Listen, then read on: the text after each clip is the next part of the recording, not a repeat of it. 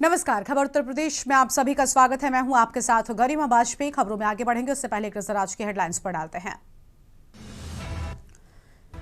बिहार विधानसभा चुनाव के फैसले की घड़ी आज शाम तक नतीजों की घोषणा। यूपी के दिग्गजों में खुशी की लहर। बिहार चुनाव को लेकर यूपी में उत्सव। यूपी सरकार के मंत्री अनिल कुमार बोले, बिहार चुनाव हम पूर्ण बहुमत से जीत रहे। प्रधानमंत्री और नीतीश ने देश के लिए काम किया। यूपी के 5 जिलों के बीएसए बदले। बेसिक शिक्षा विभाग ने नव प्रोन्नत अधिकारियों का किया तबादला। शिक्षा सेवा चयन आयोग के अध्यक्ष के लिए फिर विज्ञापन की तैयारी। पहली पूर्णकालिक अध्यक्ष के त्यागपत्र के बाद रिक्त है पद। लखनऊ, नोएडा समेत यूपी के 5 शहरों में 15 नवंबर से नई बिजली व्यवस्था हो जाएगी लागू।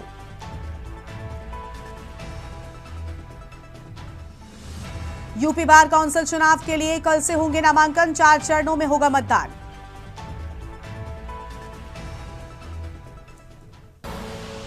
आप देख रहे हैं के न्यूज, खबरों का सारथी। खबरों में आगे बढ़ेंगे उससे पहले बड़ी जानकारी रतलाम से सामने आ रही। सबसे पहले उसका रुख कर लेते हैं। बड़ी खबर आपको हम रतलाम से बताते हैं, जहां पर आपको बता दें कि रेलिंग से टकराकर खाई में गिरी कार। रतलाम से इस बीच बड़ी जानकारी सामने आ रही है। बड़ा हादसा होने की बात सामने आई है। रेलिंग से टकराकर एक कार खाई में जा गिरी। रतलाम से आम खबर आपको हम बता रहे हैं। हादसे में 5 लोगों की दर्दनाक मौत की खबर सामने आई है। आम खबर आपको हम बता दें, हादसे में 5 लोगों की दर्दनाक मौत हुई। रावटी थाना क्षेत्र में हुई दर्दनाक घटना। बड़ी जानकारी आपको हम बता रहे हैं।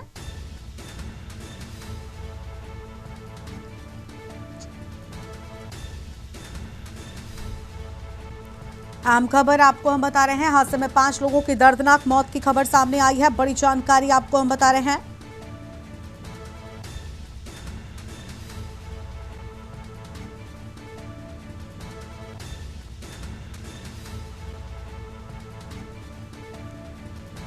रेलिंग से टकराकर खाई में गिरी कार। दर्दनाक हादसे में 5 लोगों की जान गई।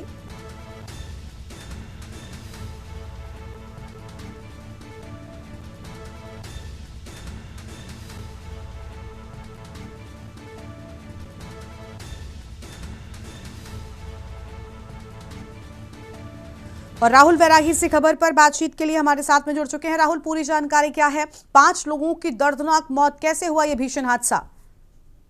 जी, बताना चाहूंगा, पूरा मामला रतलाम जिले के रावटी तहसील के बेतिया बिनपुरा के पास में माही पुल पर ये पूरा हादसा हुआ है। ये 8 लेन यहाँ से गुजरता हुआ निकल रहा है। ये जो दिल्ली मुंबई जो रोड है, इसके ऊपर से ये हादसा हुआ है। ये रात की घटना बताई जा रही, पूरी घटना है। ये दिल्ली से मुंबई की ओर जा रही थी। तेज रफ्तार जो कार है, ये तेज रफ्तार कार अनियंत्रित होकर पुल से नीचे जा गिरी है। जो इसके अंदर करीबन 5 लोग सवार थे, जिसमें एक 12 वर्षीय बच्चा भी शामिल था, जिसमें 5 की दर्दनाक स्पॉट पर ही मौत हो गई है। मौत होने की सूचना मिलते ही वहां पर पुलिस प्रशासन मौके पर पहुंचा है और प्रशासन ने पूरी सहानुभूति के साथ में सभी शवों को बाहर निकाला गया है। गाड़ी को पुल से खड्डे से बाहर निकाला गया है और सभी जो शव थे, उन सब शव को रतलाम के मेडिकल हॉस्पिटल में शव को पीएम के लिए भेजा गया है। पूरे घटनाक्रम को लेकर मौके पर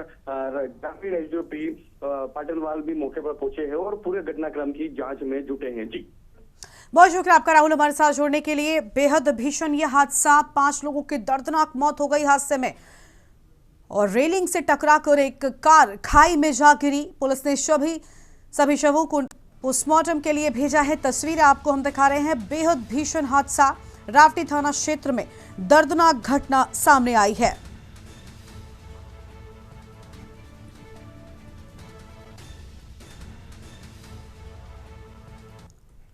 अब आगे बढ़ेंगे खबरों की ओर। लखनऊ से बड़ी जानकारी का रुख कर लेते हैं। बिहार चुनाव को लेकर यूपी में उत्सव मनाया जा रहा है। यूपी सरकार के मंत्री अनिल कुमार का बड़ा बयान सामने आया है। बिहार चुनाव हम पूर्ण बहुमत से जीत रहे हैं। प्रधानमंत्री और नीतीश ने देश के लिए काम किया। बिहार चुनाव को लेकर बोले स्वतंत्र देव सिंह, बिहार की जीत एनडीए की बहुत बड़ी जीत है। बिहार में हमारी पूर्ण बहुमत की सरकार। अनिल राजभर की ओर से ये बड़ी बातें सामने आई हैं। एनडीए ने 20 साल में जंग और राज को पूरी तरीके से खत्म किया। धर्मपाल सिंह की ओर से ये बड़ा बयान सामने आया और संजय निषाद ने कहा कहा कि हमारी सरकार जनता के लिए काम करती है। आशीष पटेल ने भी कहा है कि जनता 20 साल पहले जैसा राज्य अब नहीं देखना चाहती, जनता जंगल राज नहीं चाहती। वहीं आपको बता दें कि यूपी सरकार के मंत्री अनिल कुमार का भी बयान सामने आया है और बिहार चुनाव को लेकर यूपी में उत्सव मनाया जा रहा है। यूपी में बीजेपी के जो भी मंत्री हैं लगातार बड़े बयान सामने आ रहे हैं। उन्होंने कहा कि एनडीए ने 20 साल के जंगल राज को खत्म कर दिया, हमारी सरकार जनता के लिए काम करती है। संजय निषाद ने भी आज के नतीजों को लेकर ये अहम बातें कही हैं। लगातार रुझान सामने आ रहे हैं, अहम खबर आपको हम बता रहे हैं और तस्वीरें भी लगातार सामने आ रही थी, जहां पर बिहार चुनाव में बड़ी बहुमत के साथ में फिलहाल एनडीए आगे नजर आ रहा है। लेकिन इस सब को लेकर यूपी में भी यूपी सरकार के मंत्रियों के बयान भी सामने आ रहे हैं।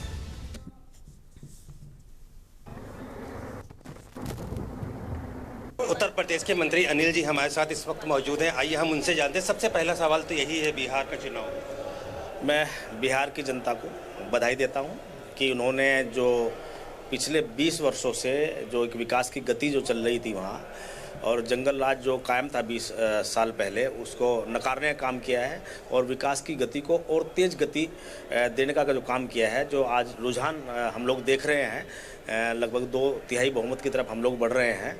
तो ये अच्छा निर्णय बिहार के लोगों ने किया, मैं उनको बधाई देता हूँ। विशेषकर आदरणीय प्रधानमंत्री जी को, गृह मंत्री अमित शाह जी को, नीतीश जी को, उनके सहयोगी दलों को, और आदरणीय माननीय मुख्यमंत्री श्री योगी आदित्यनाथ जी ने बहुत सारी सभाएं वहाँ करने का काम किया है। सभी सहयोगी दलों ने, पूरे एनडीए परिवार को इस बात के लिए बधाई देता हूँ। जिस बिहार का चुनाव आज काउंटिंग, क्या कहना है?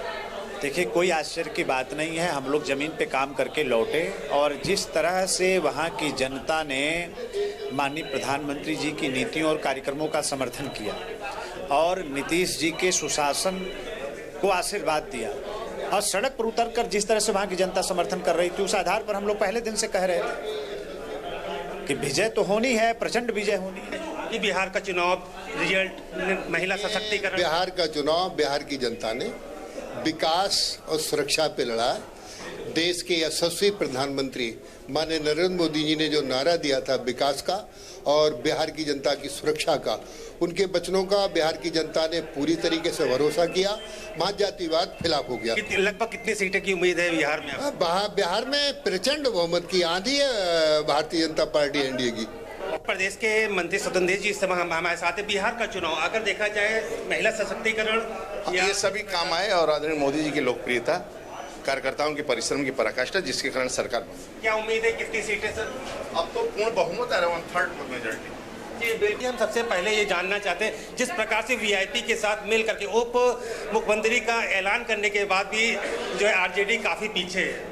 देखिए, समाज का भला विकास नेता से नहीं नीति से होती है और नीति बनाने के लिए मोदी, योगी, अमित शाह जी काफ़ी हैं और नीतियों के वजह से वो लड़ा हुआ है। सबका सम्मान, सुरक्षा, समृद्धि हो, इसलिए एनडीए की सरकार है वहाँ भी। जिस प्रकार से महिला सशक्तिकरण का एक अहम मामला रहा, चाहे बिहार चुनाव, उत्तर प्रदेश में भी लगातार देखने को आगे भी 2027 में भी जीतेंगे।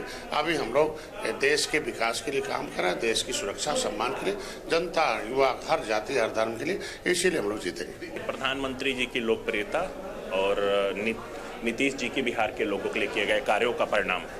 जिस प्रकार से महिला सशक्तिकरण को लेकर के अगर कहा जाए, निश्चित तौर पे मैंने कहा ना, बिहार के लोगों के प्रति जो कार्य किए गए उनका परिणाम है। कुल जिस प्रकार से सिर्फ मोदी जी के और नीतीश जी के कार्यों के परिणामों का ये नतीजा है और यहाँ पर पूर्ण बहुमत की सरकार जो है रुझानों के माध्यम से देखने को मिल रही है। कैमरामैन आदित्य के साथ मनीष तिवारी, के न्यूज़, लखनऊ। और इसी बीच बिहार चुनाव के नतीजों को लेकर कपिल देव क्या कुछ करें, एक बार पहले वो भी आपको हम सुनाते हैं। जी इस वक्त हमारे साथ मौजूद हैं। सबसे पहले जिस प्रकार से देखा जाए, बिहार का चुनाव जो एनडीए जीत रही है, उसका असर क्या उत्तर प्रदेश के चुनाव में देखने को मिलेगा? निश्चित रूप से देखिए, उत्तर प्रदेश पहले ही बहुत आगे है। अखिलेश यादव जी की तुलना बिहार के अंदर भी योगी आदित्यनाथ जी से हो गई। योगी आदित्यनाथ जिन जिन सीटों पर गए वे सारी सीटें जीती हैं, सब सीटों की डिमांड थी। और अखिलेश जी अब बेगानी शादी में अब्दुल्ला दीवाना, दूसरे की शादी में जाकर नाच रहे हैं, घोड़ी पर कोई और बैठा है, उसके सामने नाचने का काम कर रहे हैं। किसी ने उनको स्वीकार नहीं किया, सबने नगाने का काम किया, एक भी सीट पर नहीं जीते जिस पर अखिलेश यादव यहाँ पर गए। जी, जिस प्रकार से देखा जाए अखिलेश यादव वहाँ से बिहार से लौट के जीत का दावा भी कर रहे थे, लेकिन SIR का मुद्दा उत्तर प्रदेश भी उनके द्वारा उठाया जा रहा है। फेल हो गया, चौकीदार चोर है फेल हो गया, झूठे भ्रष्टाचार फेल हो गया। राहुल गांधी एक पप्पू बनकर के रह गए। जैसे माताएं जब ट्रेन में यात्रा करती है, कोई बच्चा ट्रेन में रोने लगता है, तो आजकल राहुल गांधी की वीडियो निकाल करके लोग बच्चे माँ को दिखा देते हैं, माँ उसके बच्चों को दिखा देती है और बच्चा रोना चुप हो जाता है। मेरी आपके माध्यम से डिमांड है कि राहुल गांधी की दहाई का आंकड़ा भी पूरा नहीं कर पाए, उनको नेता प्रतिपक्ष लोकसभा में रिजाइन करना चाहिए। महिला सशक्तिकरण तो महिलाओं ने भरपूर आशीर्वाद, एक पिता जैसा अपने बच्चों के साथ व्यवहार करता है, ऐसा आदरणीय मोदी जी का व्यवहार बिहार की जनता से है। अब पूरी चिंता उन्होंने की, उसका परिणाम सबके सामने आया।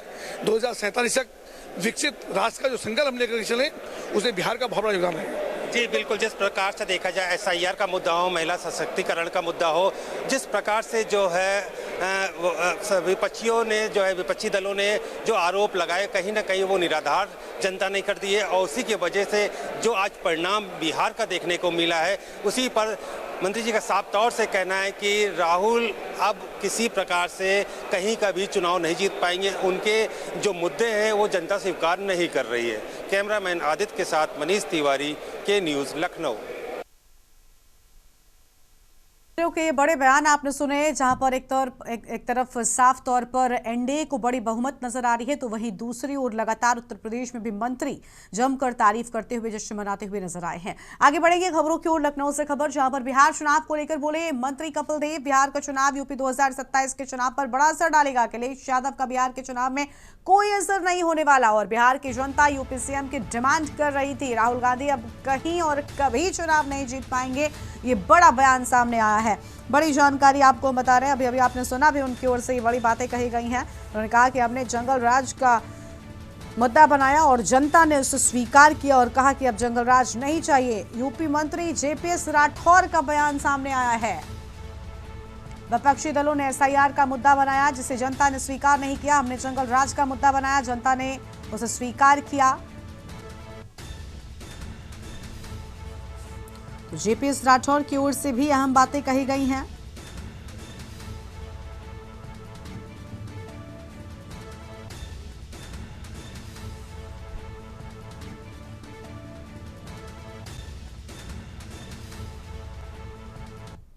के सहकारिता मंत्री इस वक्त हमारे साथ मौजूद हैं। आइए सर, मैं जिस प्रकार से देखा जाए SIR का मुद्दा रहा और एजेंसी को लेकर के मुद्दे रहे, लगातार जो है इस प्रकार के आरोप लगाए गए, लेकिन बिहार का चुनाव क्या? देखिए, इन लोगों ने जो भी मुद्दे बनाए हैं वो जनता को अपील नहीं कर रहे थे। SIR का मुद्दा ये कह रहे थे वोट चोरी हो रहा है, पब्लिक से, जनता से कोई एक व्यक्ति नहीं कह रहा था हमारा वोट चोरी हुआ है। आप बेवजह का मुद्दा बना रहे थे, तो वो उसमें वो फेल हुए। दूसरा, उन्होंने जिस तरीके से जंगल राज उनके समय में हुआ था, हमने वो मुद्दा बनाया कि जंगल राज की क्या वापसी चाहते हो, तो जंगल राज की वापसी कोई वहाँ पर नहीं चाहता है। उन्होंने जो नीतीश कुमार जी के सुशासन को पर मोहर लगाने का काम किया है। माननीय प्रधानमंत्री नरेंद्र मोदी जी ने जो जन कल्याणकारी योजनाएं चलाई हैं, उन पर मोहर लगाने का काम किया है। और जो विकास के कार्य बिहार में हुए, विकास जो बीमारू राज्य के कलंक से मुक्ति दिलाने का काम एनडीए की सरकार में हुआ है, उसको जनता ने मोहर लगाने का काम किया है। हाइड्रोजन बम खुश पटाखा हो गया है कांग्रेस का। जिस प्रकार से देखा, अखिलेश जी जब से बिहार से लौट के आए, वो भी SIR के मुद्दे को लगातार चुनाव आयोग को लेटर लिख रहे हैं और उनके तरफ से जो है लगातार आरोप लगाना। विपक्ष के पास कोई मुद्दा ही नहीं है, इसलिए उल जलूल मुद्दा बनाना चाहते हैं। जो जनता का मुद्दा नहीं, उसको आप मुद्दा बना के क्या पालोगे? जनता से जुड़ा हुआ कोई मुद्दा होगा, उसको अगर आप मुद्दा बनाओगे तब वो जनता के बीच में आप जा पाओगे।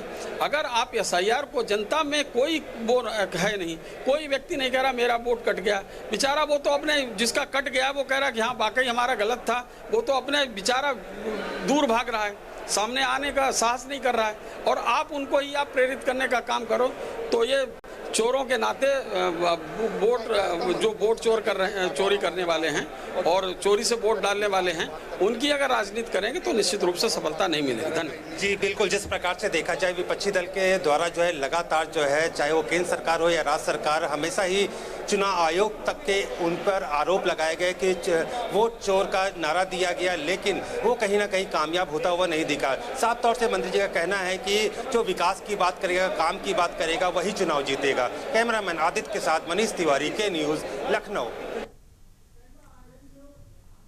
और अगली खबर का रुख कर लेते हैं रायबरेली से बड़ी जानकारी, जहां पर डाक पार्सल की गाड़ी और ट्रैक्टर में टक्कर होने की बात सामने आई है। हादसे में ट्रैक्टर पलटा, डाक पार्सल गाड़ी क्षतिग्रस्त हो गई है।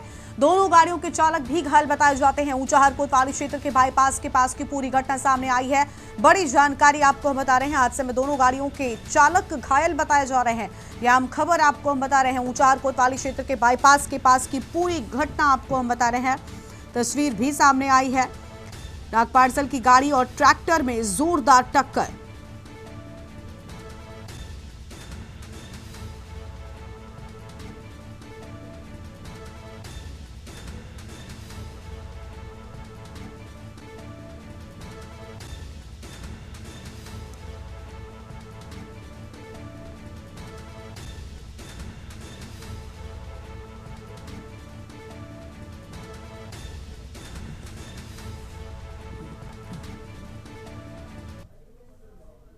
अगली खबर का रुख कर लेते हैं बुलंदशहर से बड़ी जानकारी। कूड़े के ढेर में मिला नवजात शिशु, पॉलिथीन में बंद कर बच्ची को फेंकने का आरोप। बच्चे के रोने की आवाज राहगीरों ने सुनी और राहगीर कैलाश सैनी और उसकी पत्नी ने बच्चे को निकाला। नवजात बच्ची को अस्पताल में भर्ती कराया गया है। डॉक्टर ने बच्ची को फिट बताया।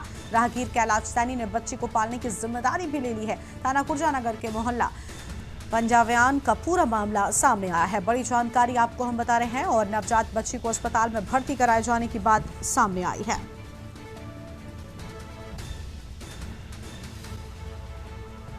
डॉक्टर ने बच्ची को फिट बताया है।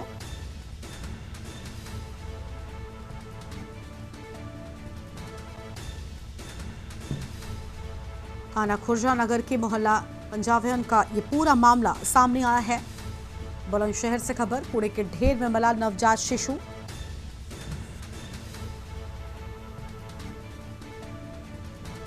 पॉलिथीन में बंद कर बच्ची को फेंकने का पूरा मामला।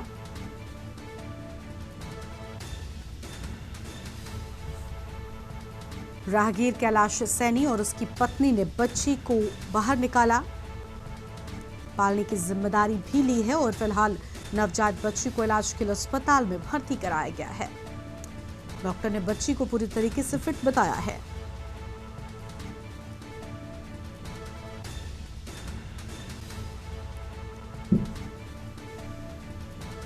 थाना खुर्जानगर के मोहल्ला पंजाव्यान का पूरा मामला सामने आया है।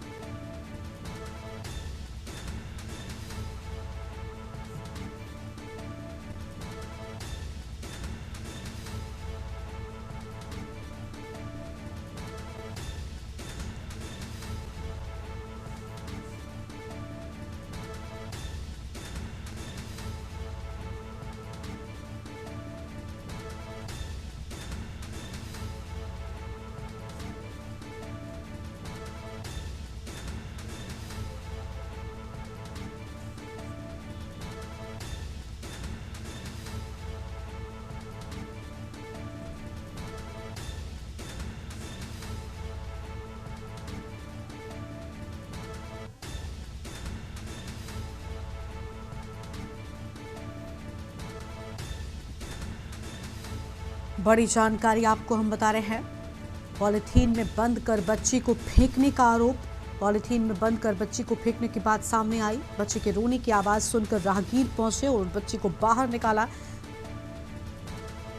राहगीर कैलाश सैनी और उसकी पत्नी ने बच्ची को बाहर निकाला और उसे पालने की भी जिम्मेदारी ली है।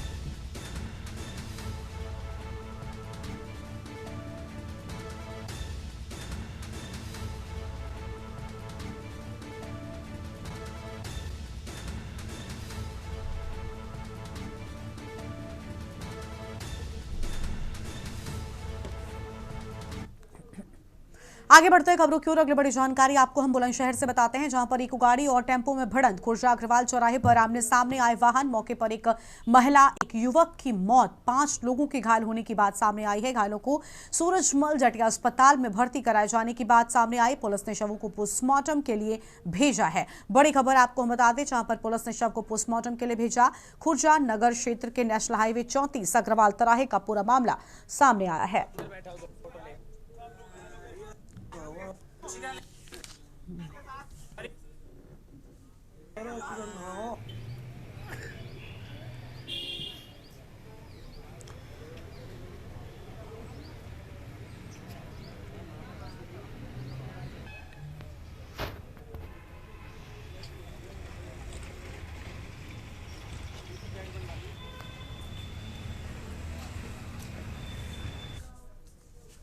आगे बढ़ते हैं खबरों की ओर और अगली बड़ी जानकारी आपको हम बताते हैं प्रयागराज से, जहां पर हाईकोर्ट ने 2 की याचिका खारिज की।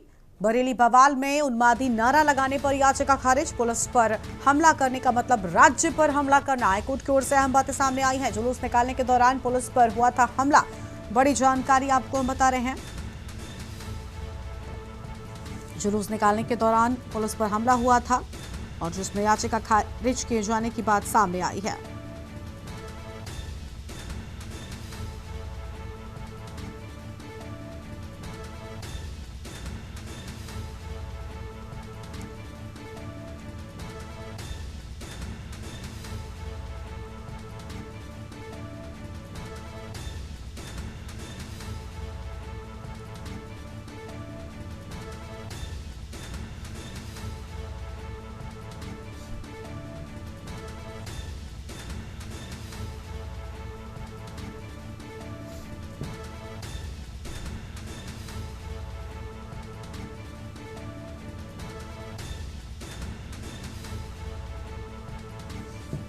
जुलूस निकालने के दौरान पुलिस पर हुआ था हमला। प्रयागराज से बड़ी खबर, हाईकोर्ट ने 2 की याचिका खारिज की।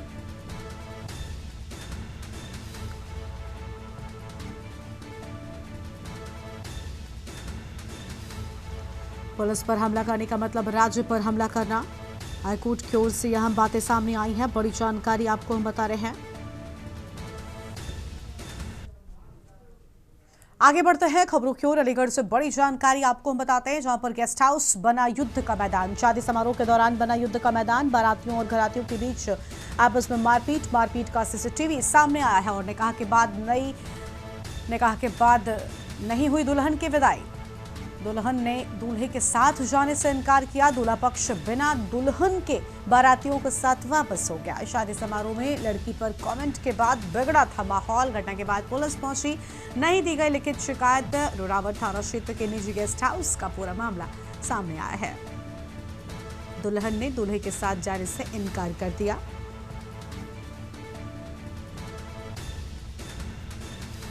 दूल्हा पक्ष बिना दुल्हन के ही बारात वापस लेकर लौट गया।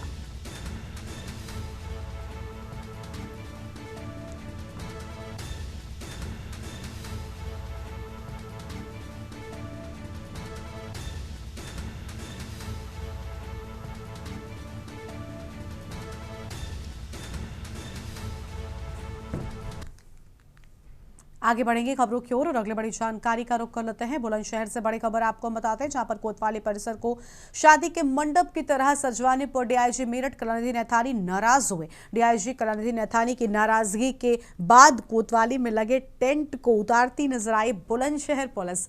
कोतवाली में टेंट और कालीन को खुद उठाते दिखे हैं पुलिसकर्मी। खुर्जा कोतवाली का निरीक्षण करने खुर्जा पहुंचे थे डीआईजी कलानिधि नैथानी। डीआईजी ने कोतवाली परिसर में सजावटी तामझाम देखकर टेंट उतरवाने तक निरीक्षण भी टाला। कोतवाली परिसर में लगे टेंट को हटवाने के बाद ही डीआईजी कलानिधि नैथानी ने कोतवाली का निरीक्षण किया है। कोतवाल पंकज राय ने कोतवाली को मंडप की तरह सजाने के लिए लाखों रुपए खर्च कर दिए थे। कोतवाली में सजावटी तामझाम देखकर डीआईजी कलानिधि नैथानी नाराज हो गए और आपको बता दें कि उनकी ओर से निरीक्षण करने से भी तब तक मना किया गया जब तक इस टेंट को न हटाया जाए। खुर्जा कोतवाली की घटना जनपद में चर्चा का विषय बनी रही है।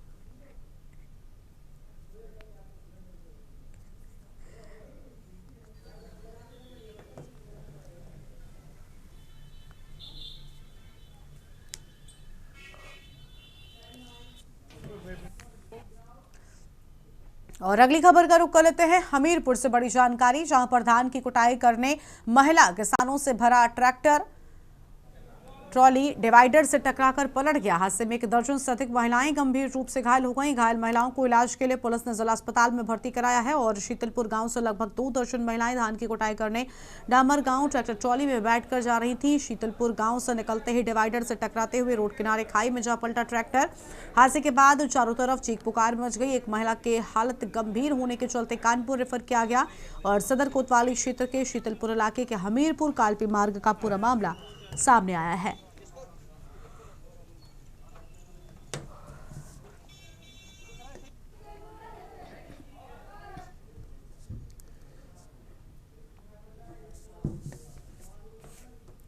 खबर है गाजीपुर से, जहां पर पुलिस अधीक्षक के निर्देशानुसार चलाया जा रहा अभियान के अंतर्गत थाना जमानिया पुलिस को बड़ी सफलता मिली है। पुलिस टीम ने शातिर वांछित गो तस्कर सभाजीत उर्फ शालू यादव को एक मुठभेड़ के बाद गिरफ्तार कर लिया। नहरपुलिया दलाजवर मूड के पास खुद को घिरा देखकर अभियुक्त ने पुलिस टीम पर देसी तमंचे से जानलेवा हमला किया, फायरिंग कर दी। आत्मरक्षा में पुलिस द्वारा की गई जवाबी कार्रवाई में गोली अभियुक्त के दाहिने पैर में जा लगी और जिससे वो घायल होकर गिर पड़ा। उसे तुरंत ही सीएचसी जमानिया में उपचार के लिए भेजा गया। अभियुक्त सभाजीत उर्फ शालू यादव निवासी ग्राम लची रामपुर थाना बहरियाबाद लंबे समय से गोतस्करी एवं अन्य अपराधों में लिप्त रहा है। पुलिस ने उसके कब्जे से देसी तमंचा 315 बोर, 1 खोखा कारतूस, 2 जिंदा कारतूस और 1 बिना नंबर प्लेट की मोटरसाइकिल बरामद की है।